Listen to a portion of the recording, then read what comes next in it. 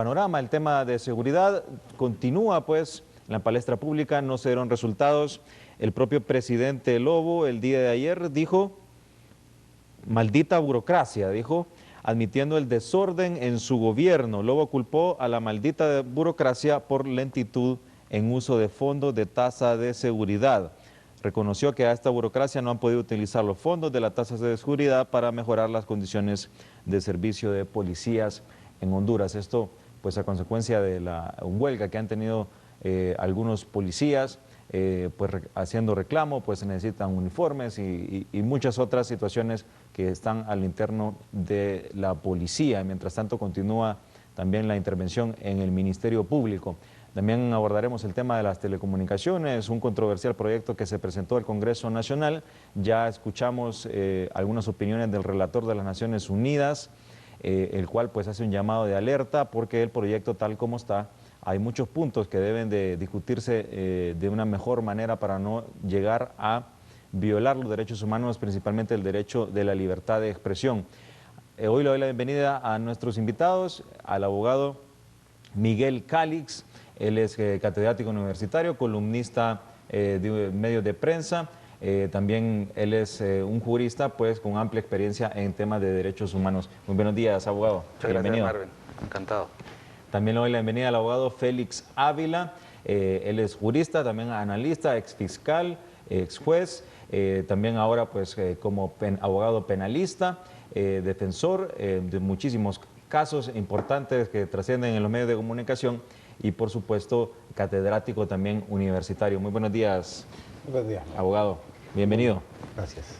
Bueno, abogado Calix, me gustaría conocer sus valoraciones, todas estas reformas que se dieron a partir de hace prácticamente año y medio, pues generó muchas expectativas, algunas fueron muy bien recibidas por la sociedad civil, pero ya después de todo este tiempo no se ven resultados, lo que se ve es un completo desorden, el propio presidente lo ha aceptado y continúan los problemas, ahora también tiene problemas ya con policías que se ven en huelga y no se mira por dónde el gobierno pues pueda de alguna manera reducir la seguridad en los pocos meses que le quedan. ¿Cómo ve este panorama actual en el tema de seguridad, abogado?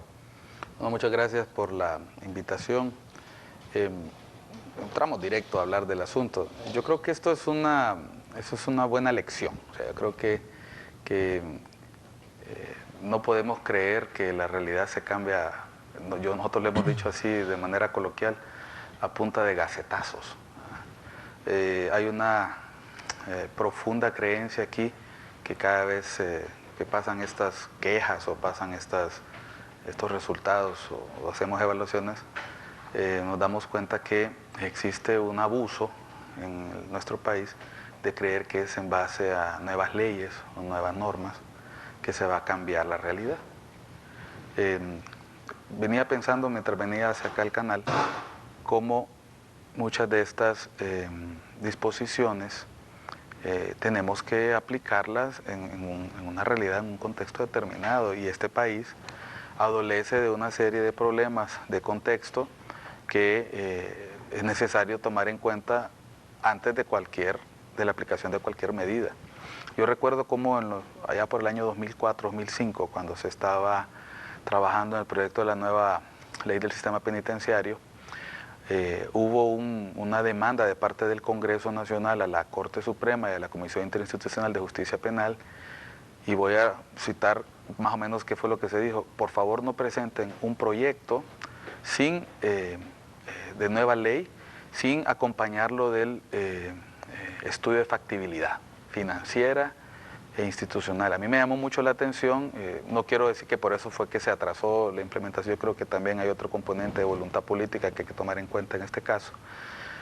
Pero cuando nosotros hablamos de todas las medidas que se implementaron allá por septiembre o después de septiembre del 2011, en que se hace pública la política integral de seguridad ciudadana, que todavía, por lo menos en su contenido básico, no vemos evidencia que se está aplicando, vamos a ver que hay una profusión de leyes y disposiciones, con la Comisión de Reforma del Sistema de Seguridad, tenemos la creación la reforma del Consejo Nacional de Defensa y Seguridad, la creación de un director de investigación e inteligencia, vemos ya el último capítulo es la intervención del Ministerio Público, la salida pronta del Ministro de Seguridad, y vemos cómo se repiten una serie de elementos que a esta altura la valoración que tenemos que hacer es que no van a dar resultados si no se abordan los problemas de manera más integral y de manera intersectorial. No solamente esperando la participación de sociedad civil para la demanda de un cambio, sino también para la formulación del proceso de cambio que se quiere empezar. Voy a poner dos ejemplos muy pequeños para concluir. El caso de la Comisión de Reforma y Seguridad. Se integra ciudadanos, honorables, gente muy interesante, con una capacidad de propuesta muy fuerte, con amplios conocimientos, pero al igual que la DIEC, que es la Dirección de Investigación y Evaluación de la Carrera Policial, estos órganos o estas nuevas entidades contaron con un recurso fresco y presupuesto muy tarde. Tuvieron que partir de cero, no tenían estructura y tuvieron que enfrentar también un contexto político desfavorable donde sabemos nosotros que faltando poco tiempo de gobierno y en condiciones objetivas de baja popularidad o baja aceptación de la función del presidente, y esto es un tema meramente objetivo, no tiene nada que ver con si nos gusta o no nos gusta la medida como tal, es bien difícil llevar a cabo procesos cuando sabemos que van a enfrentar una resistencia férrea de parte de los sectores que se resisten a la reforma. Y pongo el ejemplo de estos dos organizaciones porque ahí se ha concentrado buena parte del debate cómo reformar el sistema de seguridad y nosotros vemos que la resistencia a ese cambio es poderosa. La mejor evidencia de ello es que en esta protesta de los policías, que con toda razón y con todo criterio, que son los que están sintiendo el trabajo diario, las dificultades diarias del trabajo en la calle, lo único que hicieron fue quejarse porque se les estaba cambiando el rol de descansos. Cualquiera de nosotros haría lo mismo en nuestro trabajo si nos dicen que ya no vamos a tener vacaciones o no vamos a tener día de salida.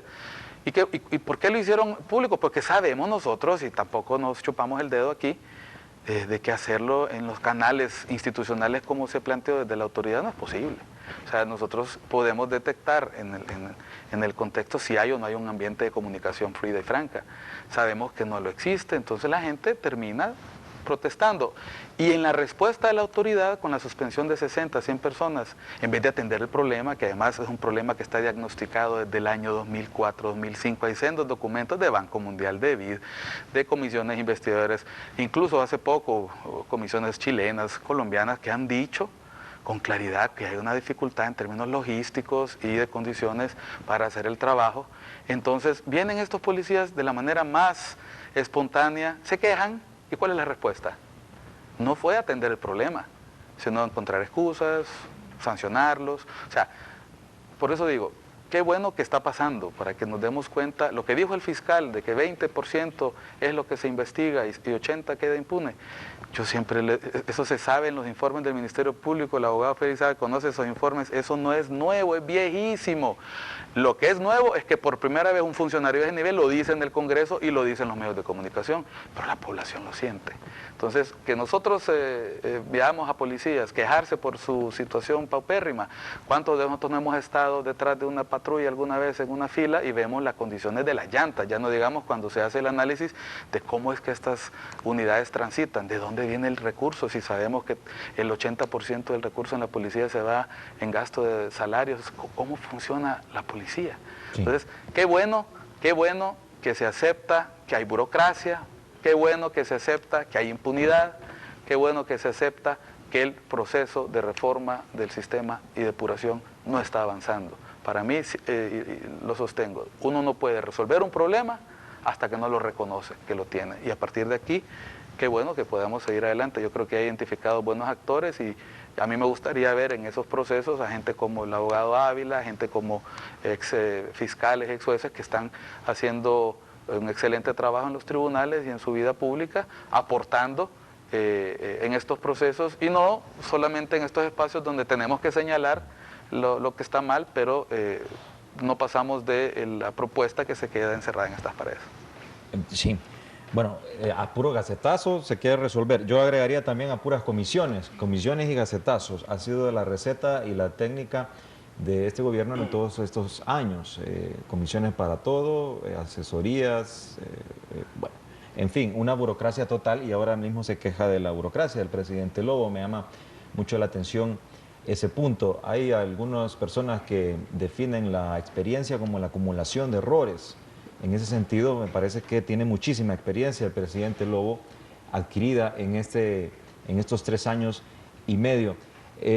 Abogado, vimos que durante el desfile que hizo prácticamente en el Congreso Nacional, como bien lo dice el abogado Miguel Calix, muchos datos ya se conocían de antemano, pero esta vez se hizo público y se dejó también a la sociedad civil que interrogara, indagara, incluso por momentos algunos diputados pues pase prácticamente de manera inquisitiva con algunos funcionarios, pero lo que se vio es que todo este tema de seguridad, que debería ser una cadena que inicia con la policía y termina con los jueces, se mira que no hay comunicación y todo está totalmente desligado, incluso de los datos que se dieron a conocer. Yo no concuerdo.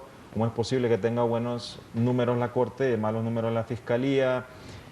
Si todo está íntimamente relacionado. Un juez va a resolver de acuerdo a un buen caso presentado por el fiscal, y el fiscal va a resolver de acuerdo a las buenas evidencias investigativas criminales que haya presentado la policía. Pero ¿cómo valora todas estas medidas y toda esta situación compleja en el tema de seguridad que no ha logrado darse una solución, solo reformas? Marvin, muy buenos días. De nuevo, la realidad es que voy a empezar dándole la razón, por supuesto, al colega, compañero aquí, Miguel, en el sentido que todo esto es una situación de improvisación. Y tal como lo ha dicho él, a punta de leyes y de gacetazos, eso no se pueden resolver. Este es un problema realmente de hace muchos años. Y es la falta de una verdadera política, una política de Estado, no una política de gobierno, una política que debió haberse diseñado hace mucho tiempo. Sin embargo, no hubo un diseño. Lo que está ocurriendo ahora en el gobierno del presidente Lobo justamente son los errores, muchos de los errores cometidos precisamente en la administración de él cuando fue presidente del Congreso en el gobierno de Ricardo Maduro. En ese tiempo, en el año 2004, con esa política y cuando él se postulaba para la presidencia de la República en el siguiente periodo, el 2006 que perdió, la política fue esa política de mano dura, de tolerancia cero, a querer solventar los problemas a punta de leyes. Solo acordémonos, ya el 28 de diciembre de 2005, creo que fue después de las elecciones, una masacre que hubo en San Pedro Sula, inmediatamente la respuesta fue reformar leyes y cero investigación en ese caso.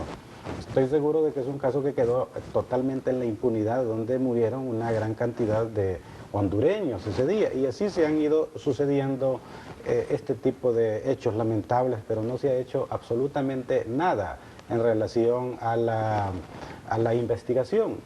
Y entonces el problema lo tenemos ahora, cuando se trata de resolver los problemas con leyes, con la creación de comisiones. Sin embargo, pues no se da ninguna respuesta a este tipo de problemas. Ahora estamos hablando de las reformas al Código Procesal Penal para con abolir, digamos así, la prisión preventiva de las personas, con esto queriendo evitar, ¿verdad?, que la criminalidad siga. Sabemos muy bien que eso no va a resolver los problemas. Las medidas sustitutivas también se ha mencionado, de eliminarlas. Claro, de hecho, pues se confunde este tipo de cuestiones a veces en el sentido que este es el problema. Concretamente lo que usted me preguntaba, la confusión que se puede dar y por qué el sistema en general no funciona, y como usted decía, cuál es la contradicción que el Ministerio Público y la Policía presente en el Congreso de la República unos datos y que la Corte Suprema de Justicia parezca bien. Yo creo que hay que ver una cuestión que hay que deslindarla muy bien. Claro, aquí se habla de operadores de justicia en general, y por lo menos en mi opinión, y creo que hay otras personas que lo manejan así. Claro, cuando se habla de operadores